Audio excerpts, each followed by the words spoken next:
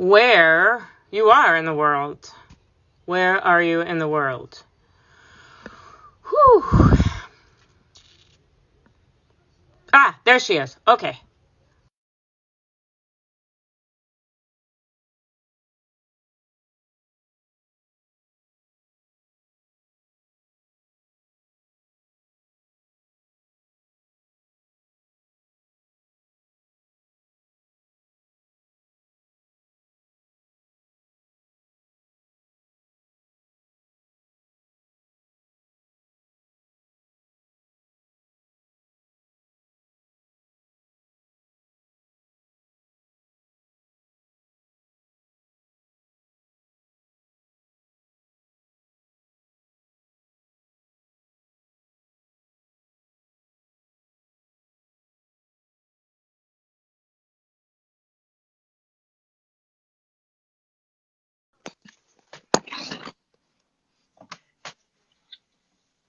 I think it's happening. I think it's happening. Oh my God, you did it. Hi.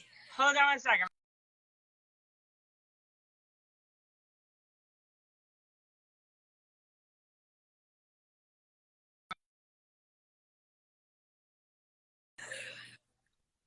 I did it. That was challenge. That was some challenge for me. This is my so proud of you. My first or second time that I've ever done anything live.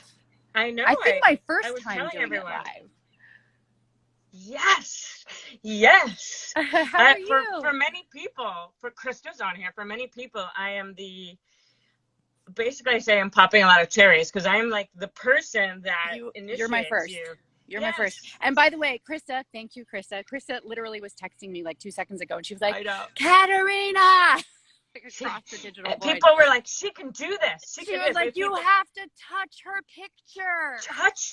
Reach out and touch me. Hello, my friend. How are you? Hello, I'm well. How are you?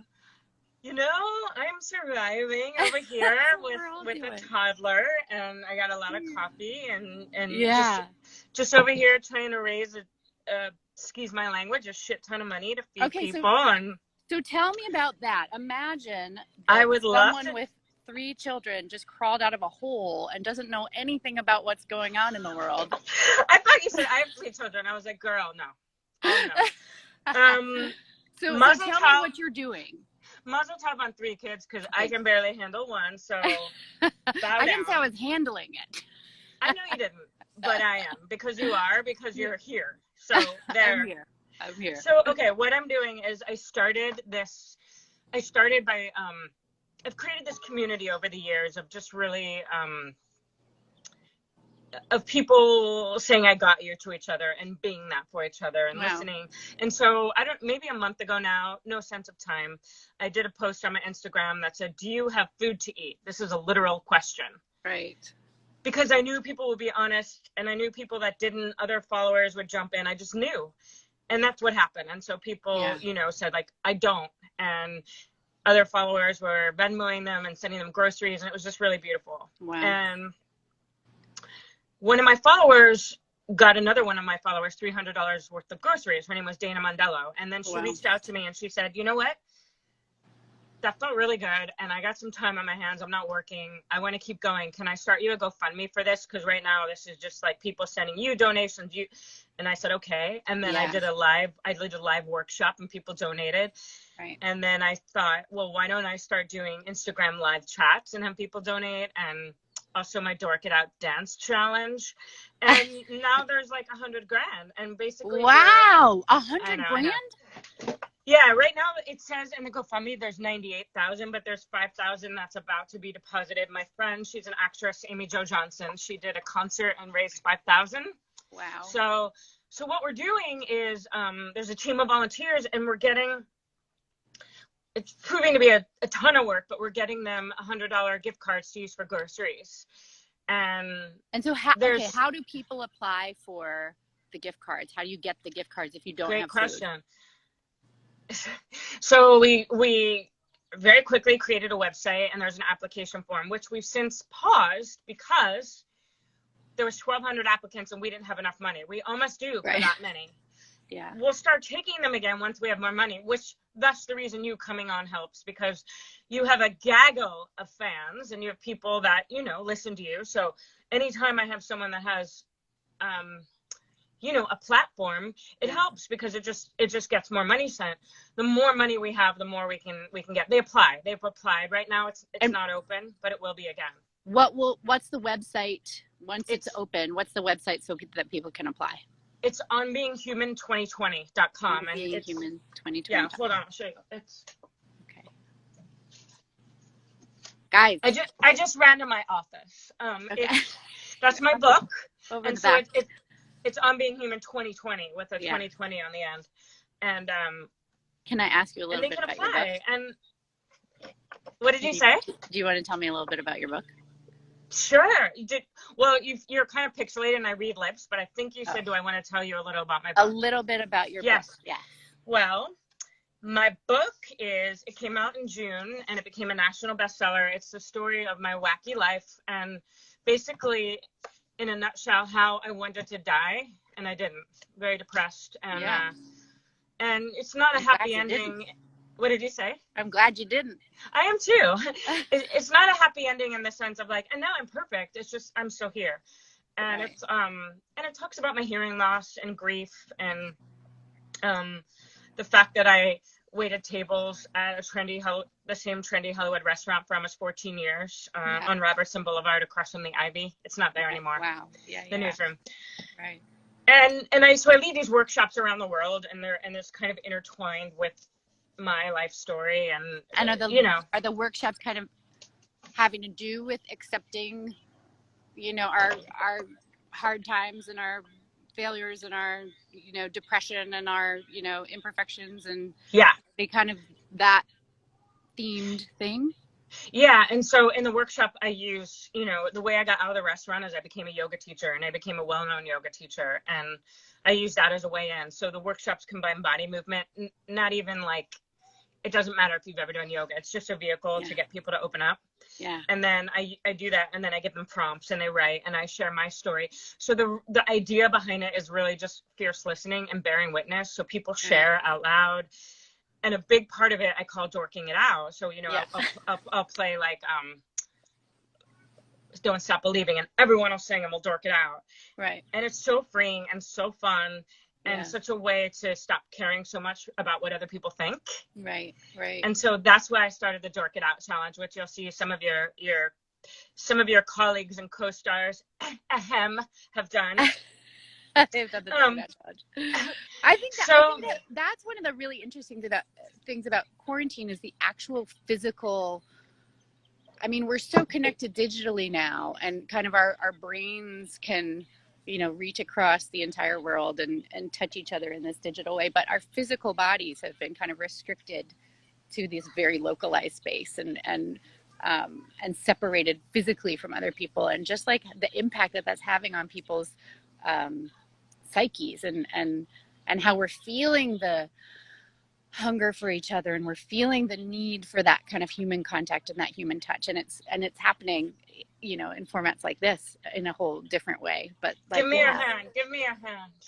No, you're right. I love that you use the word hunger. You know, it really is like, I'm grateful because even though they're driving me bananas, but I have my son and my husband, but my best friend said, like, I haven't hugged anyone in 40 days. Or it's wild, you know? right? I know. And isn't there some statistic about like needing 12 hugs a day? Yeah, I don't know what the exact number is, but I was talking to a friend the other day, and they were talking about needing 12 hugs a day, or you know, I forget if it's 10 or 12. It's a random number. 12.7 hugs a day. Right, but they were saying like, try it during quarantine. Like whoever is in your house, like make sure that you're getting your 12 hugs in, and if that means like it's coffee in the morning, let's hug. No, I think it's a great idea. Let's hug. So first of all, can you please say hi, Brazil, Caterina? Oh, hello, Brazil. And hello, Israel. They're just, you know. And hello, Israel. Okay. You have fans all over the world. So I have pretty incredible. I mean, gosh, Grey's Anatomy has incredible fans. Krista Vernoff and Her Words have incredible fans, and I'm so grateful for. No, but I told you on the phone the other day. I said, I must get no joke, 20 messages a day. I was on with Pink, and they were just like, when is Caterina coming on? I'm like, yo, I'm on with Pink right now. That's so sweet. I feel like Amelia is a pretty, in terms of your book, actually, in terms of what you're talking about, Amelia's she's an amazing character, because I think she is clearly human. She's very human. She's got, that thing about, the cracks are where the light comes in. And I think she is so aware. She's so clearly full of cracks in her like facade of perfection. And, light is just kind of pours in and out of her. And I think a lot of people can really relate to, there have been so many times in her life, and Krista has captured it so beautifully, both Krista and Shonda, but where she's been overwhelmed and blindsided and, in over her head and, on the verge of falling apart. And she has this incredible resilience, and she kind of keeps getting up and doing her best, knowing that is not perfect. And I think a lot of people relate to that, or at least have hope in it. Like, isn't that a beautiful metaphor for right now? Actually, yeah. Like doing your best, knowing it's not perfect, and doing it anyway. Yeah. Like I'm not doing this perfectly. Are you? Are you? I couldn't even sign on to Instagram this morning. I know. I'm really proud of you. You were like, you have to log out and log on, and I was like, log out? How do you log out? So yesterday, Jason George, who's like the kindest human on the planet beside you and Krista. He's amazing. And everyone. We were talking, and he's like, I want my people to know you. Log off and we'll go on mine. And we couldn't figure it out. We tried for 30 minutes. And he was on his live, and he's like, Jen's supposed to be hitting me up. And I'm yelling he can't hear me. And I'm going, I'm here. Crying out in the darkness. So playing Amelia must be so rewarding and also challenging and fun. It's amazing. I can't believe I have had the privilege of playing her, and for so long. I mean, I've been playing her now for 10 years, and I think one of the how many years has it been? 10. Wow. What? Yeah. I started playing her on private practice. Yeah. Regular. And I would do like guest spots over on Grey's Anatomy and come and visit Derek, who was my brother.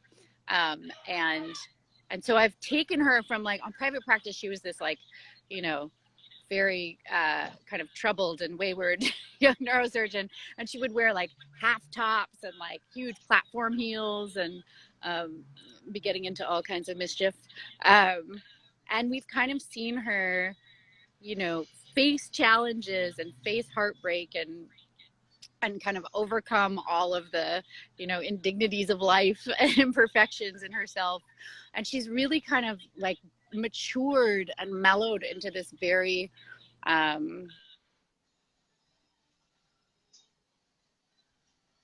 You froze.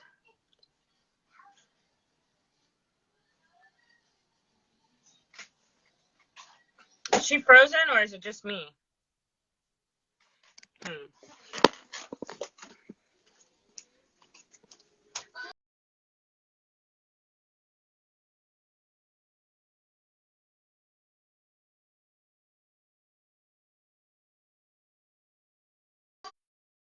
Oh, she left. Okay. We lost her. Okay. We'll go back. She's frozen. Okay. Get her back. She'll come back on, and I'll get her.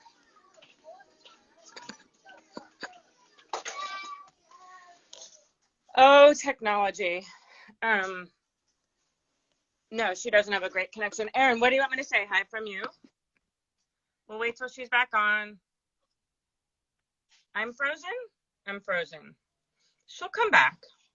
Don't say that. So, you guys, I'm not even on Wi-Fi anymore. It doesn't work. I just go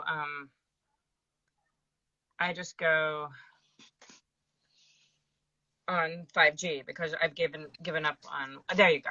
I'm here. Okay, the craziest thing just happened. What? My phone. Maybe someone can tell me about this. You have to put on Do Not Disturb. No, it said there was a thermometer, and it said temperature. Your iPhone is too hot, and it needs to cool down. It's not even hot. I don't know what. It might be me. You're too hot. You're too. But you were in the middle of saying all this great stuff, and you froze. Where you were was still I? talking, but where was I when I froze? You were saying just like you were saying she matured, and you were talking about Amelia, and I think she's mellowed, and she's become like a beautiful person in a way that I think she could only get there through really kind of confronting and facing her her pain, and facing her vulnerabilities, and facing her flaws, and facing herself in a way that I think the 12-step aspect of her journey is a huge part of. She's a sober alcoholic, an addict, and so she's very into the 12-step program that is AA, and I think the whole process of sobriety in that program, it's not just about, not drinking and not using drugs. It's about emotional sobriety. And so I think she's had to confront herself in a way that most characters on television have not had to confront themselves. And it's resulted in this really, really beautiful, soulful person who is still flawed and is still kind of walking through it with her community. And so I think that people see that, and they, and there's a lot of hope that like maybe they're lovable even though they're a hot mess. Oh my God, it makes me want to cry. I mean, that really is the message of my book. And let's just take the maybe out of it, right? Right. Exactly. And the fact that you've had 10 years, that's like, it's really like a real life, transformation. Well, and that's the other amazing thing about Grey's Anatomy. And sorry, continue if you want, but I was gonna say, with Meredith's character, with Ellen's character, and with all of us, we've been on this show for so long, and I'm sure it's the same for the writers who are exploring different things, but people are actually seeing us like age and mature in real time. Yeah, isn't that cool? It's so cool. And especially I think in the life of women, like traditionally, I mean, in television in the past, before we kind of woke up and Me Too'd,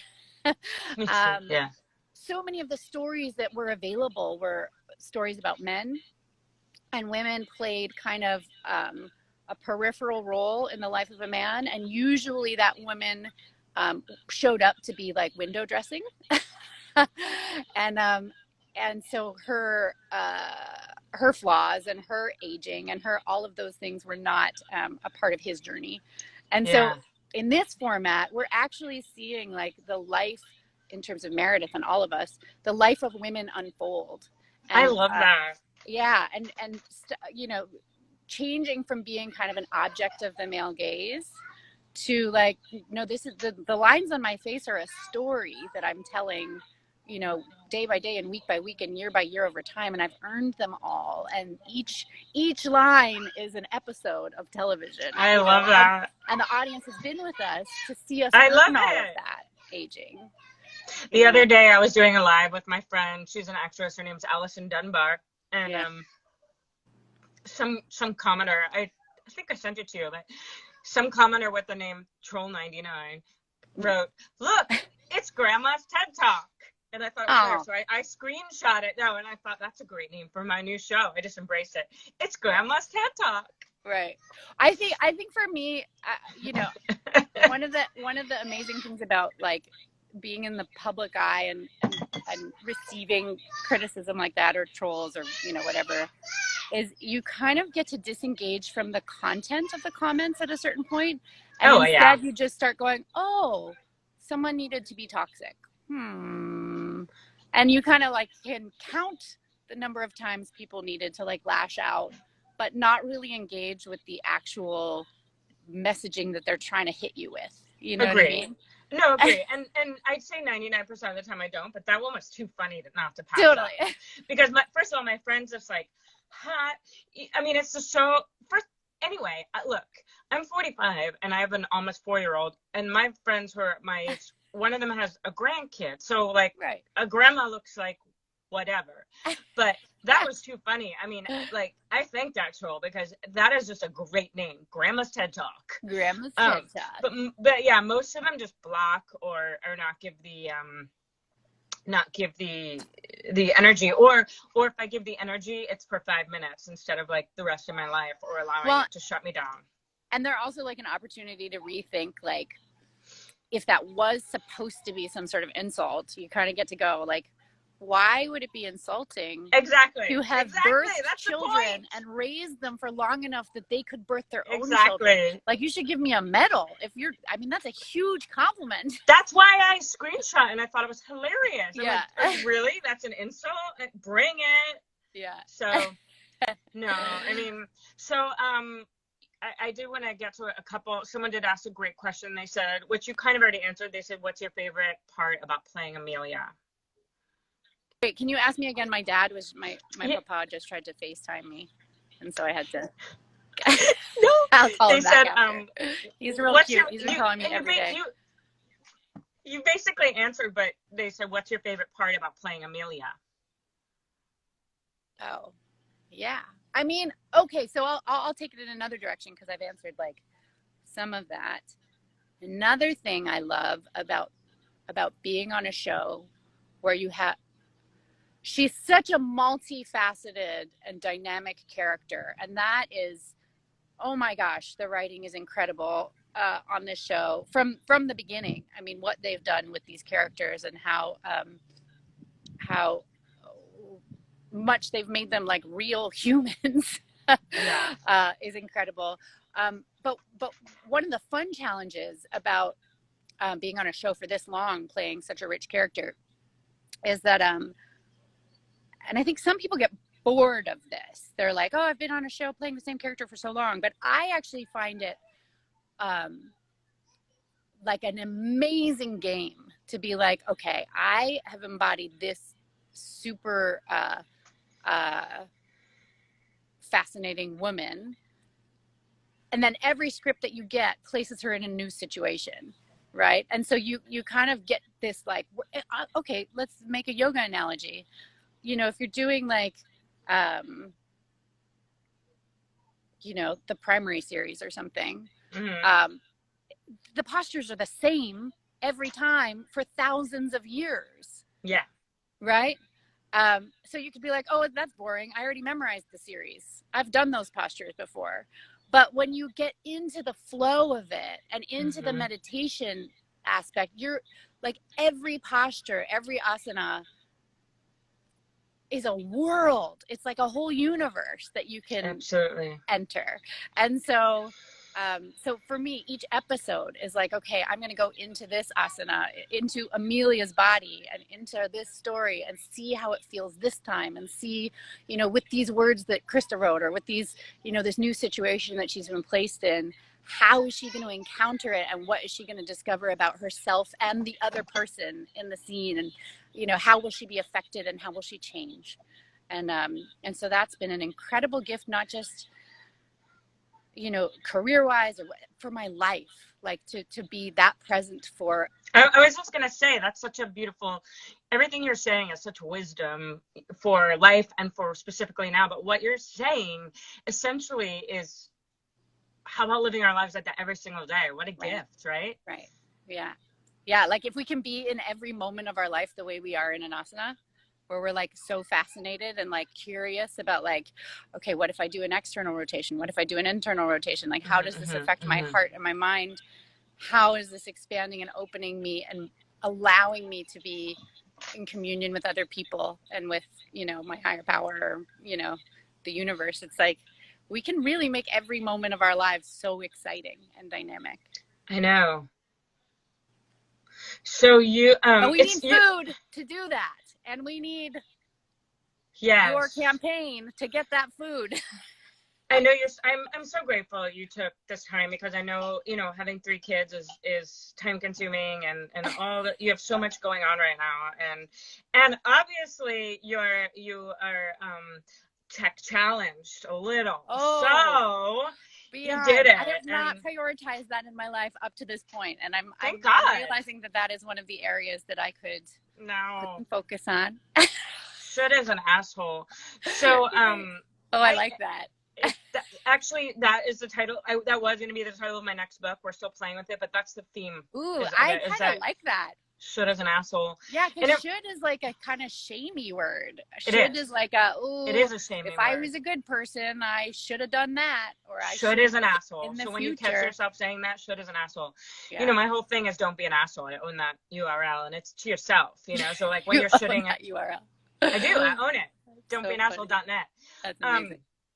I'm really moved by how many fans you have around the world and how much people love Amelia. I think that's such a testament.